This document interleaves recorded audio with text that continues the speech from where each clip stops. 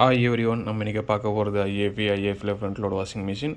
இது ஃப்ரண்ட் லோட்லேயே பார்த்தீங்கன்னா 2 டைப் வரும். ஒன்று டிஸ்பிளே டைப்பு, இன்னொன்று பார்த்தீங்கன்னா வித்தவுட் டிஸ்பிளே. இது பார்த்தீங்கன்னா டிஸ்பிளே டைப்பு.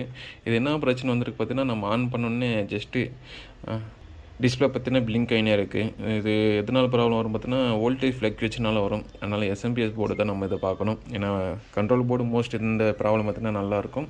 நம்ம எஸ்எம்பிஎஸ் போர்டில் வந்து மொத்தம் கண்ட்ரோல் போர்டு பார்க்கலாம். இது பார்த்தீங்கன்னா பேக் சைடு.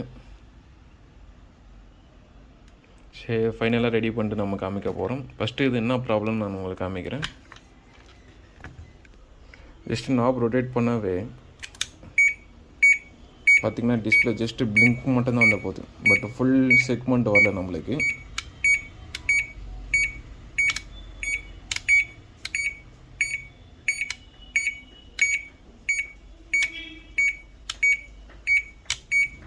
சரி, அது ஃபைனலாக ரெடி பண்ணிட்டு ஃபுல் டெஸ்டிங் காமிக்கிறேன்.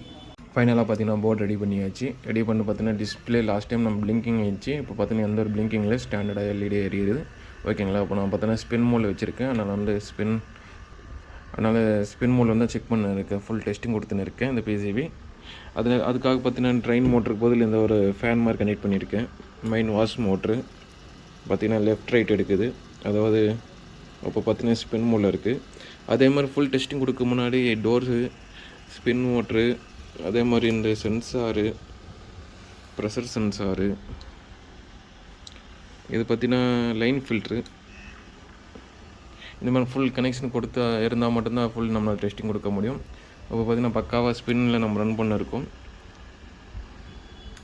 அதே மாதிரி எந்த ஒரு எரரும் வரல. போர்டு பார்த்திங்கன்னா பக்காவாக ரெடி ஆகிடுச்சு. ஸோ நீங்கள் அப்டேட்மே கஸ்டமர் ப்ளேஸில் ஃபிட் பண்ண மட்டும் போதும். Thank you friends. அது என்ன ப்ராப்ளம் பார்த்தீங்கன்னா எஸ்எம்பிஎஸ் தான் ப்ராப்ளம். அது வந்து வோல்டேஜ் ஃப்ளக்சுவேஷனால தான் ஃபுல்லாக ப்ராப்ளம் வந்திருக்கு.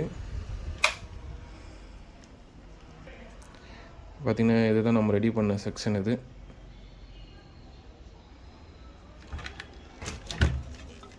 நமக்கு இந்த இடத்துல தான் சுவிட்சிங் ஐசி வரும். சுவிட்சிங் ஐசி வீக்காக இருந்தது. அதுக்கப்புறமா ஃபஸ்ட்டு நீங்கள் சுவிட்சிங் ஐசி வீக்காக இருக்கா பாருங்கள்.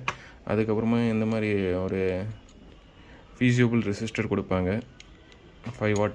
அது என்ன ப்ராப்ளம் பாருங்கள். அதுக்கப்புறமா கெப்பாசிட்டியில் என்ன லீக் இருக்காமல் பார்க்கணும். இது மாதிரி நீங்கள் டோட்டல் செட்டாக சேஞ்ச் பண்ணிங்கன்னா ப்ராப்ளம் வந்து சால்வ் ஆகிடும். Thank you friends.